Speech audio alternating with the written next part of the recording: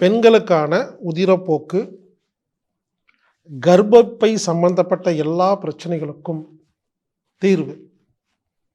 வெள்ளைப்படுதல், irregular periods, குழந்தையின்மை, PCOD, நீர்க்கட்டி எல்லாத்துக்கும் ஒரு அருமையான தீர்வுங்க.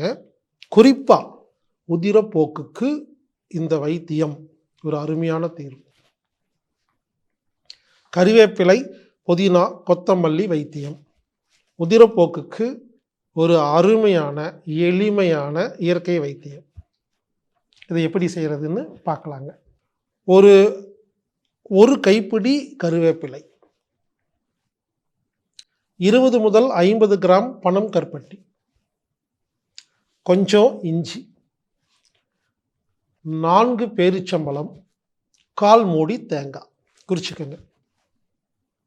ஒரு கைப்பிடி அல்லது அரை கைப்பிடி கறிவேப்பிலை. சிறியவங்களாக இருந்தாங்கன்னா அரை கைப்பிடி போதும்.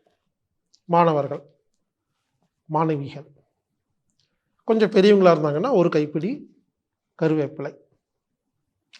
அரை கைப்பிடி முதல் ஒரு கைப்பிடி வரை கறிவேப்பிலை, 20 முதல் 50 கிராம் பனம் கருப்பட்டி, கொஞ்சம் இஞ்சி, 1/4 மூடி தேங்காய்,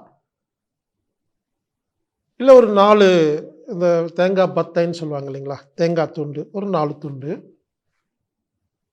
4 பேரிச்சம்பழம். இவ்வளோதாங்க.